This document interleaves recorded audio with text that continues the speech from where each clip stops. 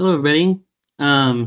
Get some backstory on this. This is like a conditional access policy modification automation, specifically when it comes to like US only policies. I don't know if any other MSPs do this. I can imagine they do, but one of the policies that we have everywhere in all of our clients is a US only policy for conditional access. It doesn't allow them to log in unless their IP is coming from the US.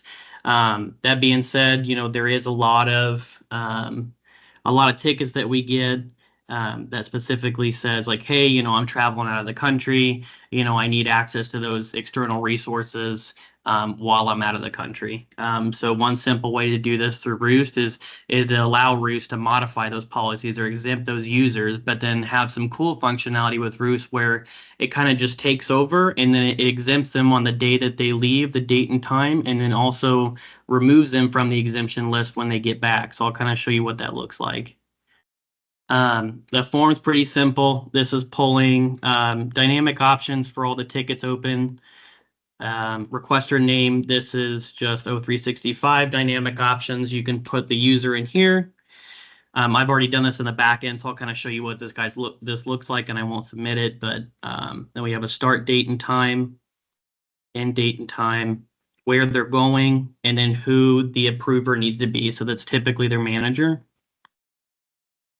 What this will look like when you submit it is a email will get sent to their manager stating this person is trying to access company resources outside the US and needs approval.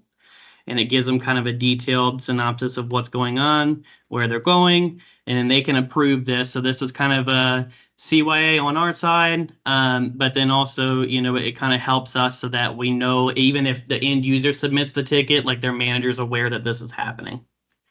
So they can approve or deny this.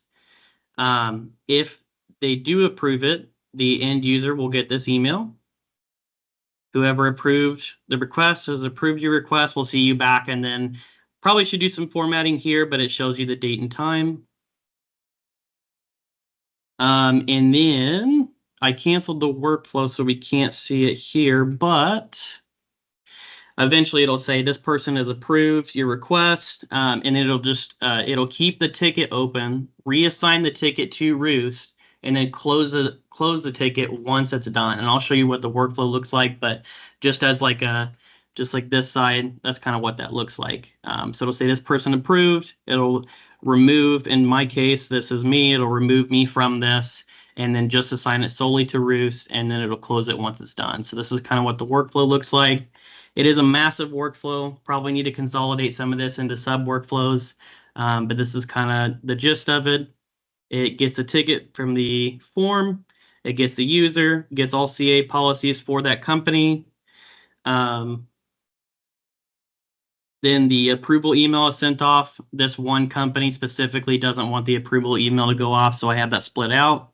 But if it's not that specific company, it'll go through the normal approval process. If it's denied, it'll just send an email to that end user stating that it's denied to talk to that manager, whoever denied it, and then it closes the ticket. If it is approved, it'll send that email like we saw. It'll find the conditional access policy, that US only policy. If it doesn't find it, if for some reason the cyber team has not set up that conditional access, it'll state it here and then send an email to the cyber team saying, hey, we need to get that policy set up for them. If it does, which I think I've never found a scenario where it doesn't, it will get that policy ID, add the policy to the ticket, get the policy details, append that user to the excluded users list, and then it just in Jinja here, but then it will delay the workflow until their start date. So we can even submit this a week ahead, right? And this way that ticket will be handled then. This is where it'll actually add the user. It'll update the ticket stating it's added them. This is kind of something that we added for cyber. This sends an email to our cyber department and adds it to a PowerApp that shows them all of the users that are currently out of the country. So if they want to review sign-in logs, they know these people have already been out, and where their sign-ins are and where they're going. Then it will delay the workflow until they get back.